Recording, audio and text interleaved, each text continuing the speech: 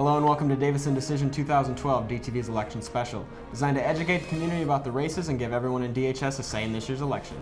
We've got the details on the races and proposals that will be on your ballot on November 6th. I'm Shaylin Bailey alongside my co-host Olivia Desgrange.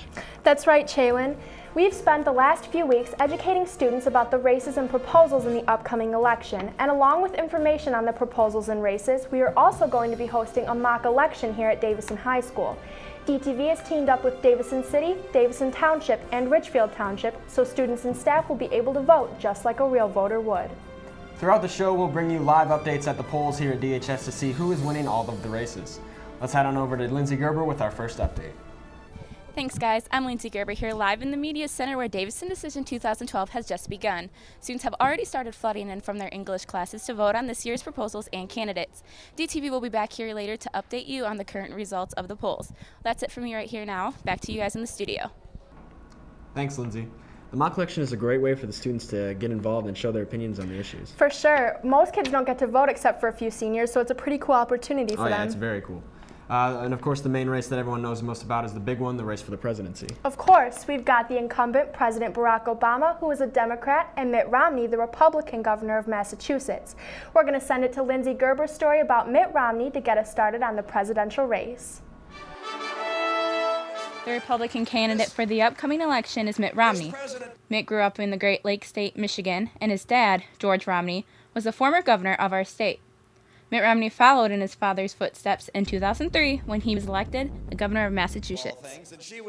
Before becoming governor, Mitt Romney began a career in business. He worked for the management consulting firm Bain & Company, and in 1984 he founded the investment firm Bain Capital. Romney then stepped into national spotlight when he took over as president of Salt Lake Organizing Committee in 1999. There are 23 million Americans today out of work. 23 million. 8% of our people are unemployed.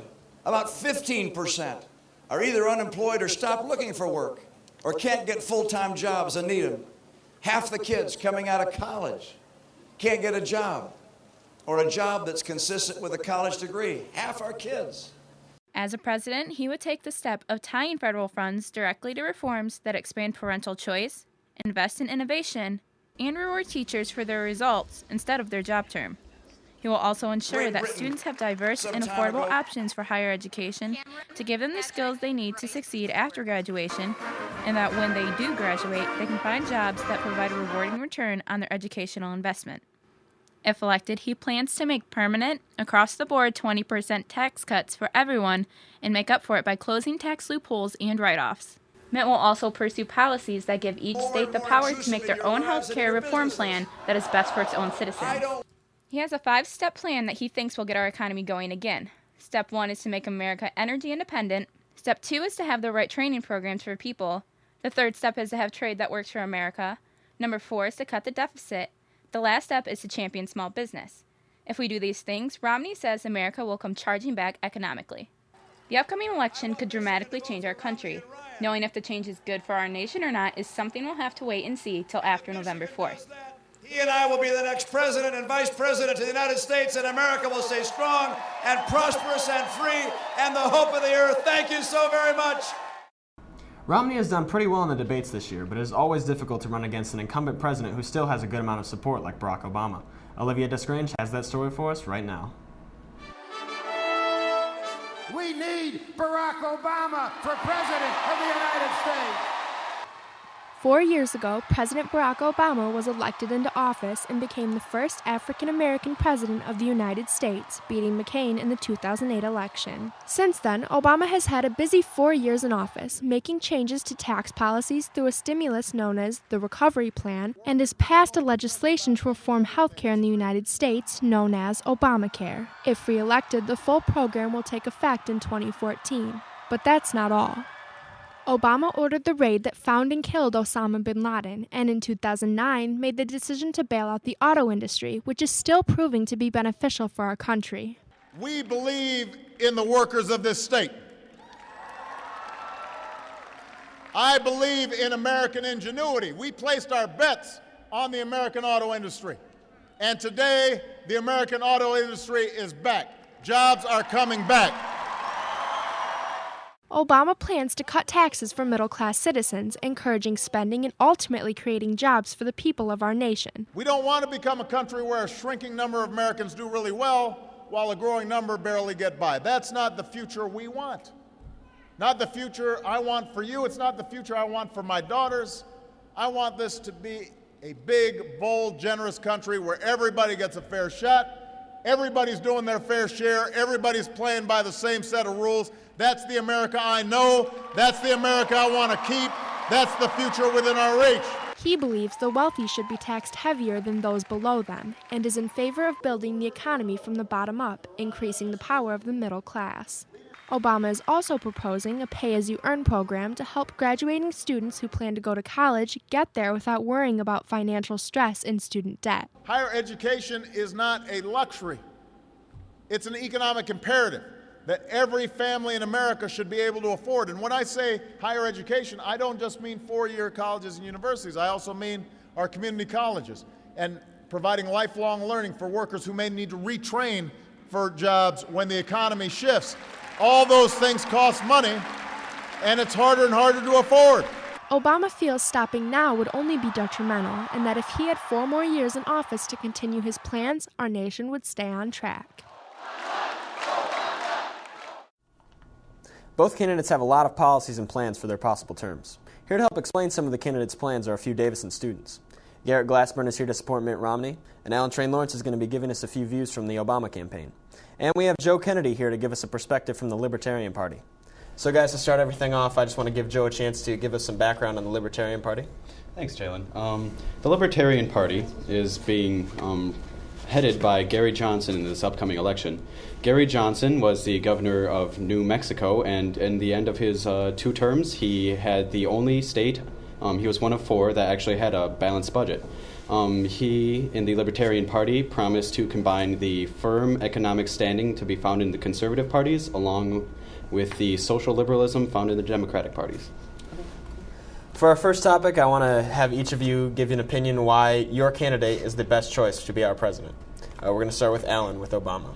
Well, I believe Mr. Obama is the best choice for president because his policies have already been proven to work.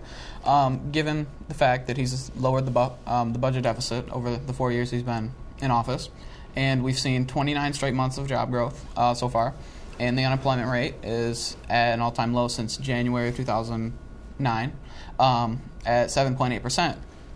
Garrett, you want to take over from it? Well, unfortunately, I'm going to have to start the disagreement early. The past 4 years, our country has stalled economically, and we need a leader who's proven in the private sector.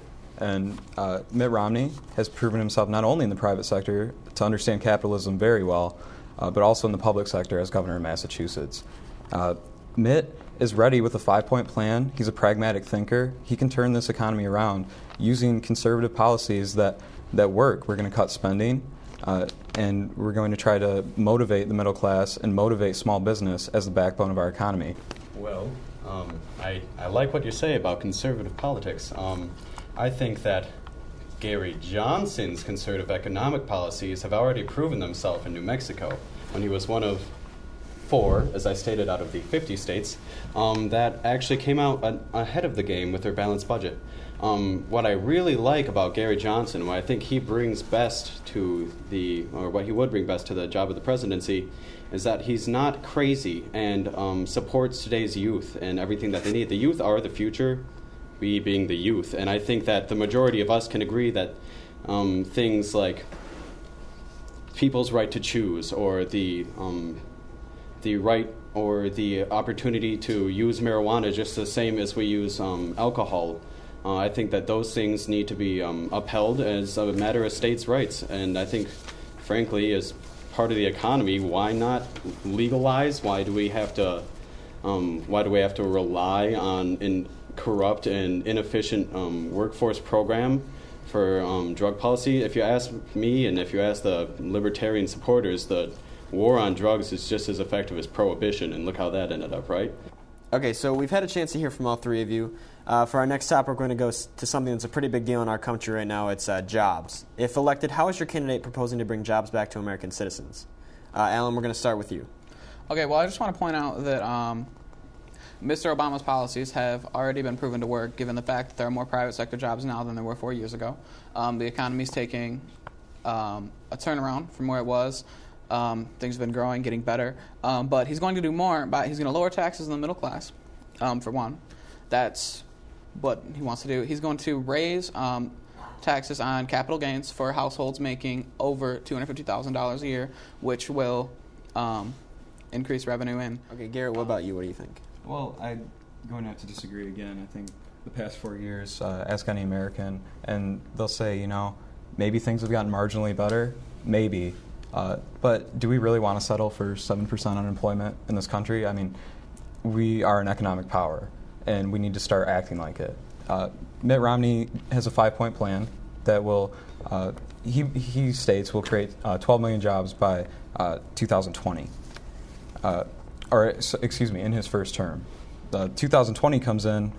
By that date, point one of the plan is to maintain energy independence, reduce our dependence on foreign oil, reduce our dependence on other countries, become self-sustaining as far as energy by, offshore drilling, getting those pipelines going. He also believes that we need to focus on free trade and fair trade with China. China does not have to be our enemy when it comes to trade, but they need to learn how to play by the rules. I think Mitt Romney understands that because of his experience in the private sector, working at Bain Capital, they took companies like Staples, Sports Authority, companies that were on their last leg, invested in them, and turned them around. Now you can't go on a street corner without finding Staples. You can't go a couple blocks. Well, it seems to me like those are all good ideas. Now let's do it without being crazy people. Now let's go back to the social aspects of this. We're all for small business. We're all for free market. Now let's do it while taking the social liberalism that the culture of today is looking for and pushing it forward along with the rest of these plans. Gary Johnson, 2012. But Joe, the term crazy people seems almost pejorative. Could you elaborate on that? Crazy people. Super conservatives who won't look at science. People who are unwilling to look at facts and follow blind faith. Now, Gary Johnson is a man of faith himself. He also realizes that certain things are factual. We have run tests on things like marijuana. We have run tests on things like job creation. The market economy is one big science experiment. Everyone knows that we have ups and downs. And what we need to do is just stabilize the free market economy with as little government intervention as possible. The only way this is going to work is through letting it do what it needs to do. If I could just respond, I think to call them crazy people, it really marginalizes them.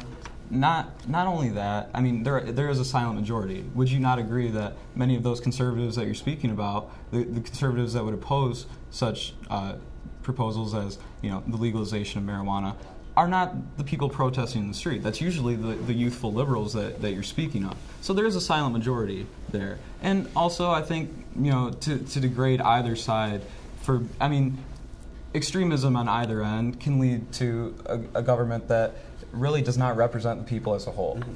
And I think Mitt Romney understands that. He's been criticized by his own party before for being too liberal.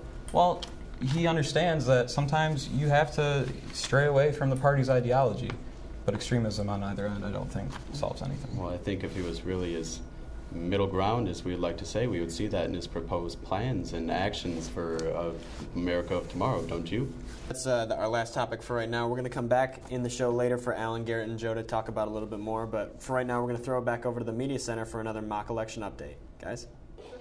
Hey guys, I'm here in the Media Center where the voting is taking place. A lot of students have already casted their ballots, so let's jump right into the presidential race. That's where we find President Obama at 40% and Governor Mitt Romney has another 40%. So neck to neck it's tied there and 20% goes out to the others. Let's move on to the Michigan Senate race where we find incumbent Debbie Stabenow at 44% and Congressman Pete Hoekstra at 41%. And 15% goes out to the other. And finally, the 5th congressional seat with Jim Slezak at 68% and Dan Kildee at 32%.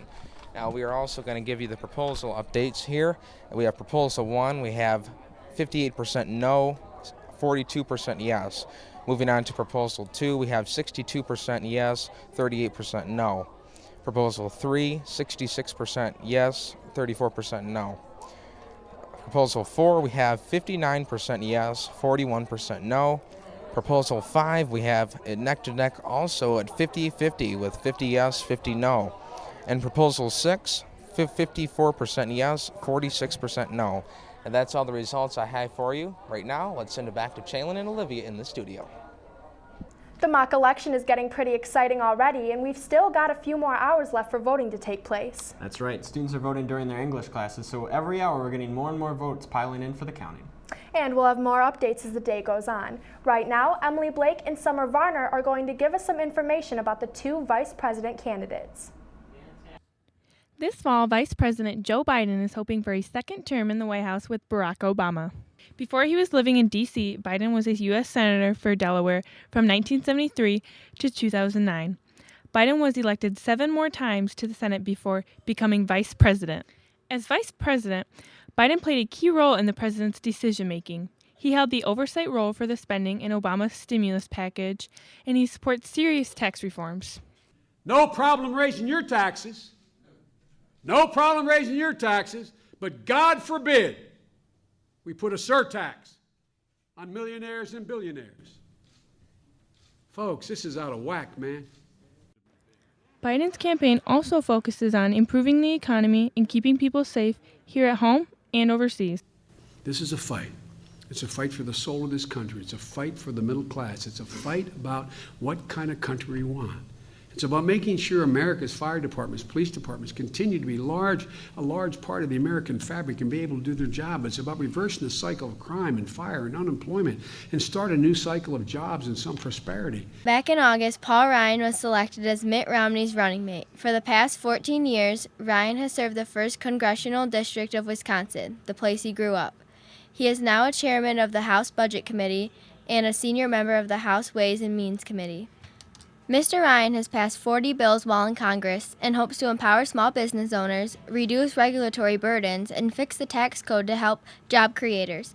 He still believes that America offers a great opportunity for everyone. There is no other system in the history of Earth that has done more to help the poor, that has done more to give people the right to rise, to make something of their lives, than the American system of liberty and free enterprise, and we don't want to replace it. We want to renew that. Ryan believes that the key to success is to close tax loopholes that distort economic activity and reward the politically well-connected at the expense of the small business owners. To do that, he wants to simplify the code by reducing the number of tax brackets. Ryan believes that the growing economy is the key to recovery. It's a belief that the economic pie of life is fixed, that someone's gain comes at someone else's loss. That's not true. We don't think the government's job is to redistribute the slices of the pie under its vision of equity. We want to grow the pie so that everybody in America has their chance at the American dream.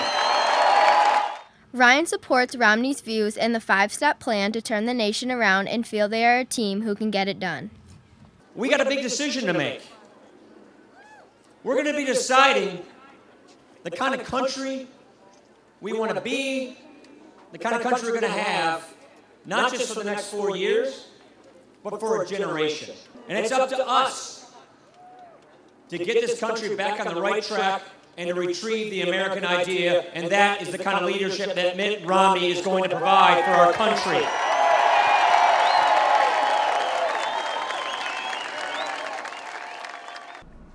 Thanks, ladies. Both candidates are still out on the campaign trail trying to win over those undecided voters. All right, so now we've heard a little bit about the candidates, but they aren't the only thing on the ballot this year here in Michigan. There are 6 statewide proposals to be voted on as well. And to tell us about Proposal 1, we're going to throw it over to DTV's own Kevin Gerke. Kevin? Proposal 1, also known as Emergency Financial Manager Law, is a referendum of Public Act 4 of 2011. If approved, it will allow the governor to continue to have the power to appoint emergency financial managers. An emergency financial manager is appointed by the governor in place of a local government in an attempt to fix a financial crisis in the city. Among people who are for it is the Michigan Chamber of Commerce, the Michigan Republican Party, and the governor who put the law in place, Rick Snyder. They feel that the law allows state officials to identify financial crises in local governments and schools while there is still an opportunity to take appropriate action or directly restore proper financial order. Without the law, local governments and school districts in financial distress could go bankrupt, which can affect people further in that city or school district. Among people who are against Proposal 1 are Flint City Council President Scott Kincaid. Mr. Kincaid believes that the emergency manager does not take into account the needs of citizens. It's taken away the voice of the community. It's taken away the voice of the voters. And this country was founded on democracy. We have men and women losing their lives every day in foreign countries fighting for those countries to have democracy. And right here in the city of Flint, we have a dictatorship, and it's called an emergency manager. The emergency manager has the power to enforce things that neither citizens nor elected officials have the power to change. Although the emergency manager has unrestricted power, it allows him to make immediate changes without political headache. Whatever your view, be sure to vote on Proposal 1 in this year's election. Kevin Gerke, DTV News. Thanks, Kevin. We'll be back onto the proposals later, but for now we're going to talk a little bit about the Senate race. That's right. Pete Hoekstra and Debbie Stabenow are running against each other for the new Senate seat. Matthew Smith has more for us on this race right now. Debbie Stabenow is seeking re-election to her Senate seat in November 2012. Stabenow, born in Gladwin, Michigan, becoming the first woman elected to the U.S. Senate in state history. She's been serving in the U.S. Senate since 2001. Senator Stabenow believes that the only way to have a strong middle class in our state and country is to boost agriculture and manufacturing, starting right here at home.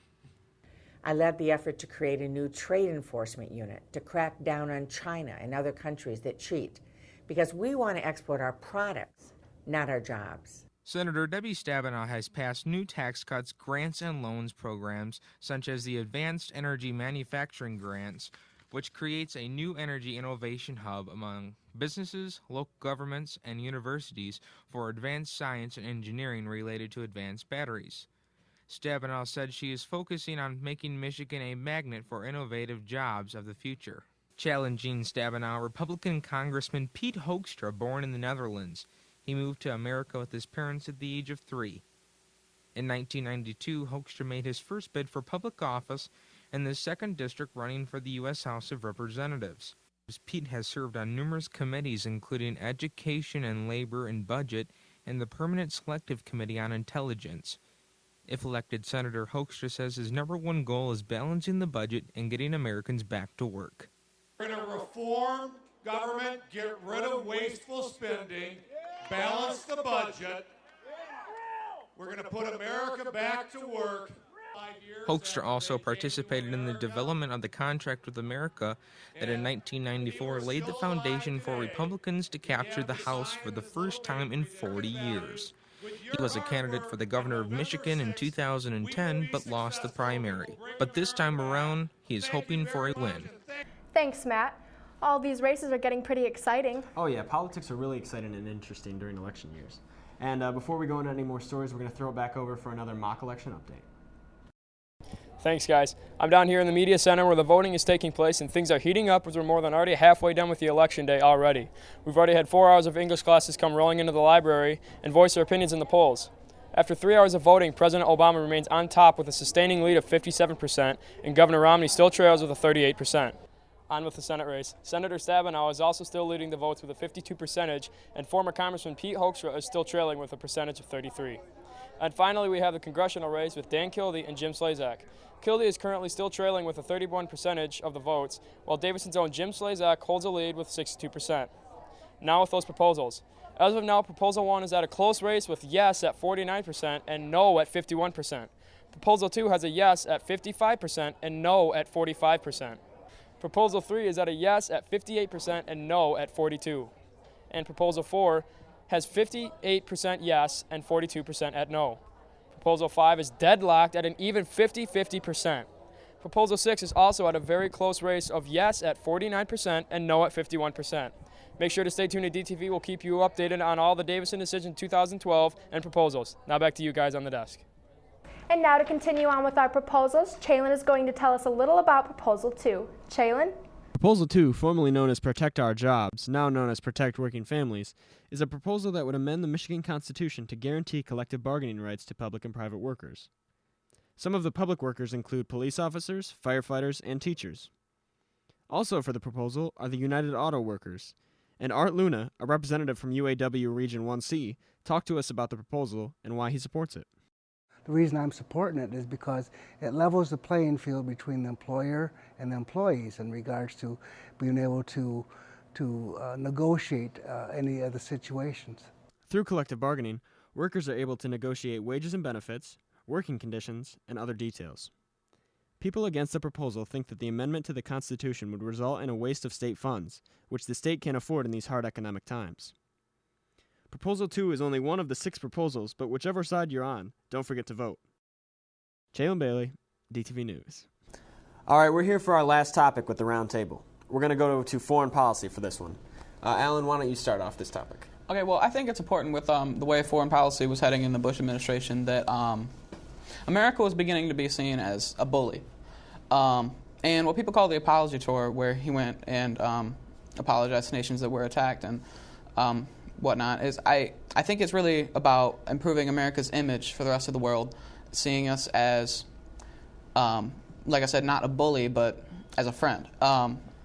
It's important that we strengthen ties in the Middle East and make friends rather than enemies. So that means just not using like military force first and using other methods to try to create friends. Okay.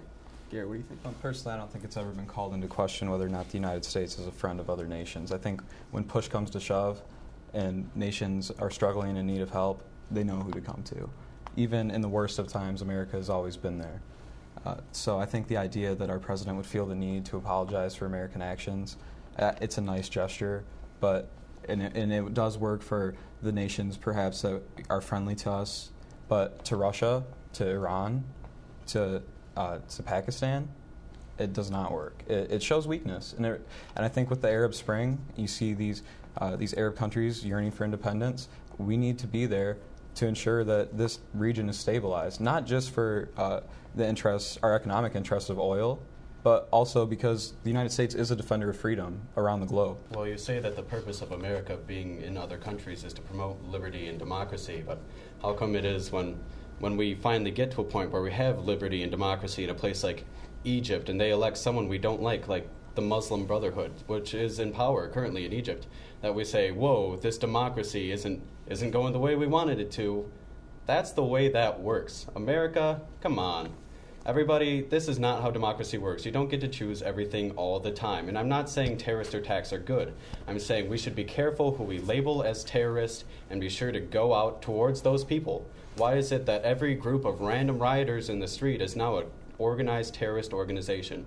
Until we have more proof on the Benghazi subject, we can't fully prove that it was Al-Qaeda or any Middle Eastern-centered terrorist organization. Except Secretary of State Hillary Clinton apologized for not being informed on the subject and released information stating that it was a coordinated terrorist effort. So how is that the fault of the presidency if it's a matter of the secretary's word? The president, as I said, is the last line of defense, really.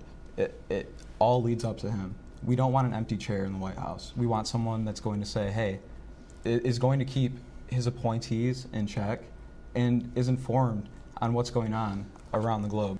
Okay, Alan, do you want to have the last word on this topic? Yeah, actually, I think the last thing our country needs right now, as far as Iran, is another war purchased on a credit card, essentially. And what we've done to prevent going to war with Iran is we've exercised economic sanctions with them, which is crippling their economy, and it's showing to be effective right now. And as far as war, that really needs to be a last resort, because it wouldn't really help the economy and government spending and all the issues we have right now. It would just grow the deficit and the debt even more, and that's something we don't need to have right now. We don't need to worry about that. Okay, thank you, Alan. And thank you to all three of you for being here to debate with us. It was a pleasure to have you guys all here. You made some good points. We're going to throw it over to Olivia now to introduce our next stories. Thanks, Chaywin. Our next race to cover is the battle for the 5th Congressional District seat in the U.S. Congress. Dale Kildee is leaving an open seat in the Congress, and his nephew, Dan Kildee, is hoping to fill it. Andrew Sloat has that story right now. For years, Dan Kildee has been making a name for himself in the world of politics. Born in Flint and nephew of former Congressman Dale Kildee, He has served as a member of the Flint Board of Education, and he founded the Genesee County Land Bank in 2002, dealing with abandoned and vacant properties all over Genesee County. This concept that I developed to deal with vacant land is a good example. Nobody had done what I had done. I brought together people who hadn't worked together before, found a new solution to a really old, difficult problem, vacant properties, that really worked. He has also been county treasurer since 1985 and the president of the Genesee Institute since 2004. So it's that connection to public policy over the years, but most recently working on urban problems, that led me to want to run for Congress. And if he wins, he plans to bring back jobs to Flint, which is in desperate need of employment. We need to make sure that we have a city that's attractive to people who grow jobs. He also plans on going back to Flint's roots as a city of industry. Have a policy, a federal policy, that supports manufacturing. This is a city with a manufacturing history. I think in a lot of ways this country has walked away from its manufacturing heritage. And so we need to look at what other industrialized nations do to support manufacturing and not be afraid to do the same thing. If elected, he is also seeking to give aid to the local economy by making education more affordable, improving the struggling infrastructure, and creating much-needed jobs. And unlike his opponent, Dan wants to keep the federal government's role in education. Education happens between a teacher and a student. So the focus of the federal role should be to make sure that that nowhere in America should a child's future and the quality of their education, the access to education, be determined by the zip code that they're born in. And running against Kildee is a Davison local, Jim Slazak. Susanna Okunasova has that story for us right now. The Slezak name is well known throughout the city of Davison, but now the name may travel all the way to Washington, D.C. Jim Slezak graduated in 1985 from DHS and went on to attend Yale to get a political science degree. Jim became a business owner and is now president of Photo Factory USA. In 2008, he found a reason to run for office. I saw the way education was going and knew that I had to jump in and do something to change what was going on. One of those changes would be to eliminate the Department of Education in Washington. I don't think the state level needs the federal level to tell them what to do. Slezak thinks his experience in the business and political field may be an advantage. You know, I've been in the private sector and the public sector, both, where my opponent has been pretty much an elected official his whole life. When it comes to the issue of the economy, Slezak truly believes that Genesee County has been hit the hardest. In order to bring back jobs, the regulations on small businesses need to be removed so that way they can be started and continue to grow. We also need to use our own natural resources, which lets us become more independent. Genesee County has been, over the past basically 30 years, we've been in an economic downfall, and we need to bring back jobs immediately to get us going again. Many topics will be running through the voters' minds when filling out the ballots next month, healthcare being a major one. Well, I think the health care legislation, to begin with, when it was passed, it was done in a way where it was kind of just run right through without everybody knowing what was in it. Slezak thinks that the reforms need to be simplified. Also, that if the cuts are just focused on the lower and middle class, then it will not stimulate job growth. When it comes to the deficits, we are overspending. In other words, we're spending more than what we receive. I don't look at one side or the other. I work for everyone. Susanna Ogunasova, DTV News. Thank you, Susanna. Now we're going to have some proposals for you in a minute, but before that, we're going to send it out again for another election update. Thanks, guys. It's 5th hour, and that means only one more hour until elections are all over, so let's get started with the presidential election. In the lead, President Obama is at 55%, while Governor Romney is at 38%. In the Senate race, Debbie Stabenow is leading at 51%, while Pete Hoekstra is behind at 33%. In the congressional race, Slezak is leading at 62%, while Kildee is behind at 31%. In the proposals, Proposal 1, 53% of the voters voted yes, while 47% of the voters voted no.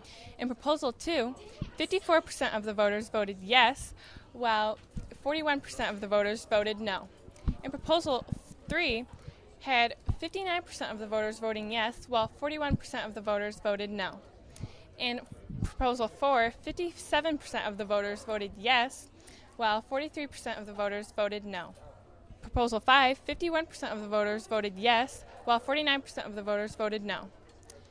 Last but not least, in Proposal 6, 51% of the voters voted yes, while 49% of the voters voted no. Back to the desk with Chalin and Olivia.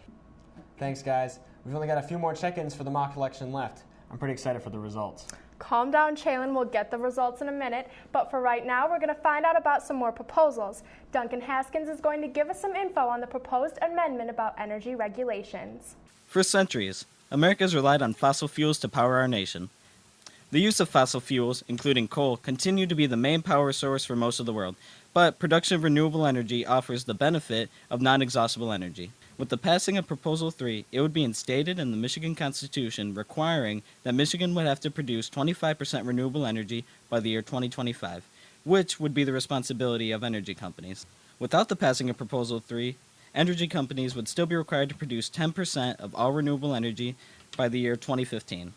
Currently, we are creating 8% renewable energy, but we still need to increase our renewable energy production by 17% by the year 2025 if Proposal 3 passes. Local electrician John Medberry, who also works installing solar collectors, is a supporter of Proposal 3. I believe it would develop more business by creating a better way to provide energy through the installation of solar panels and other renewable power. On the opposite end of the spectrum is Consumers Energy Genesee Area Manager Kevin Keene, who believes the passing of Proposal 3 will be a burden on Michigan families for three very important reasons.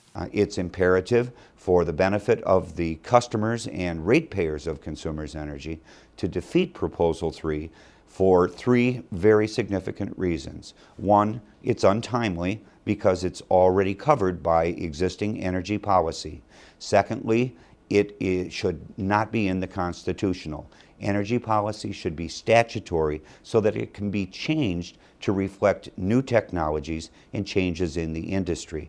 And thirdly, it is overly expensive. The impact of Proposal 3 will affect our future production of renewable energy by either keeping us on track of our 10% goal or up the ante and put us on track for a 25% goal by the year 2025. The decision remains in the minds of the Michigan voters. I'm Duncan Haskins, DTV News. The proposals are almost all wrapped up, but before we get to the last two, we're going to send it back over to another check-in on the elections. Thanks, guys. Voting's coming to an end here, but as you can see, we're still going very strong. Tallying up the votes, let's take a look at the presidential race. Incumbent Barack Obama is at a total of 55%, with his competitor Mitt Romney at 38%. In the Senate race, Hoekstra stands at 32%, with Stabenow leading at 50%. And finally, in the congressional race, Dan Kildee totals 32%, with Slezak at 60%. And moving on to the proposals now, Proposal 1 has a total of 53% yes, 47% no. It's the emergency manager law. Proposal 2 has 54% yes, 46% no. Proposal 3, 63% yes, 37% no. Proposal 4 has a total of 57% yes with a total of 43% no. Proposal 5, 51% yes, 49% no. And finally, Proposal 6, 51% yes and 49% no. Now back to you guys. Thanks, guys. We'll be back for our final update in a minute. Right now, we're going to finish off the proposals with Proposal 5 and 6. DTV's Brandon Snyder has the story on Proposal 5. Right now, to change tax laws in the state of Michigan, it only takes 51% of the vote to do so. Proposal 5 would be a change to the state constitution, and it will take 51% and change it into 66%, which is 2/3 of the state House and state Senate. Voting yes on this proposal will make it harder to impose new or additional taxes on taxpayers. Also, it will be harder to increase the rate of taxation. Voting no on this proposal means that you want to stick with the simple majority and make no changes to the state constitution. Aaron Sampson, a local businessman who employs over 40 people for Lush Lawn Care, is for Proposal 5. So if it's a little more difficult for the State House and the State Senate to raise the taxes, the businesses have a real good idea about what they're going to pay in taxes for the next year and know how much to charge and know how to budget. And it's real good for business planning and business execution. Linda Hoff, spokesperson for the Genesee County League of Women Voters, is against Proposal 5. So in this case, a 2/3 majority puts us in such an extreme case that it kind of precludes that simple majority process, which is what the root of our democracy is. Whether you are voting yes or no on this proposal, you could be making a difference. Thanks, Brandon. And now for our last proposal, Sean Badnard is going to give us all the details on the proposed bridge amendment. When Governor Rick Snyder was elected into office in 2010, he promised to build another bridge to Canada to increase imports and exports between Michigan and our friends of the North. The new bridge to Canada has been a controversial subject ever since, and that brings us to Proposal 6. Proposal 6 regards the people's choice to decide on voting for the creation of the new bridge, or if they give the Michigan government and Rick Snyder the power to decide for us. Here's what you need to know. Voting yes on Proposal 6 allows citizens of Michigan and of the local government where the bridge would be located the right to vote yes or no on the creation of an additional bridge, as opposed to letting elected officials exclusively decide. Backers of this proposal are the group that proposed it, named The People Should Decide, and Ambassador Bridge owner Manuel Marone. Voting no on Proposal 6 lets the governor and other elected officials decide on whether or not to build another bridge linking Michigan and Canada. Supporters against include Governor Rick Snyder, Ford Motor Company, and Taxpayers Against Monopolies. Pros for Proposal 6 includes giving the right back to the people to decide and have the ability to vote against the bridge. You can also ensure that the government cannot build a bridge wherever they please without the voted consent of Michigan citizens and the proposed area's local government, in turn giving the power back to the people. Cons for Proposal 6 mainly include that it delays any action or construction that could be currently taking place towards the bridge. It also causes confusion, as many don't know what exactly the proposal means. Furthermore, it disables the government's ability to place the bridge in a prime location without the area's governmental consent. So now that you know what Proposal 6 is all about, the choice is yours to make your voice be heard. Thanks, Sean. That's all the proposals on this year's ballot. There are also some county proposals that are on the ballot this year in Genesee County, including one that affects over 40 students right here in Davison High School. The MSU Extension Program has been running health and agriculture programs for years all over the state. If the measure fails, the Genesee County 4-H programs will have to shut down, and Davison High School has about 40 students who participate in the 4-H programs. But they're trying to get people to vote in favor of the proposal. It is near and dear to my heart, and for the kids to learn the responsibility instead of watching TV or playing games, the responsibility of taking care of animals, taking care of the elderly, taking care of the environment. It's very important to me. Well, the polls are closed at DHS, and it's time to see who all the big winners are in this year's Davison decision. Lindsay Gerber is standing by with the results. Thanks, guys. Davison decision is officially over, and all your votes are officially in. For the presidential race, we have President Barack Obama win re-election with 56%. For the Senate race, we have Debbie Stabenow win with 51%. And for the congressional race, we have Slazak win with 61%. Proposal 1 was voted yes with 51% of the vote. Proposal 2 was also voted yes with 55% of the vote. Proposal 3 was voted yes with 63% of the vote. The fourth proposal was voted yes with 59% of the vote. Proposal 5 was also voted yes with 52% of the vote. And lastly, Proposal 6 was also voted yes with 52% of the vote. That's it for me. Let's head back to the studio with Taylor and Olivia. Well, that's all for Davison Decision 2012. Thank you for watching. And remember to get out and vote on November 6th. Goodbye, everybody.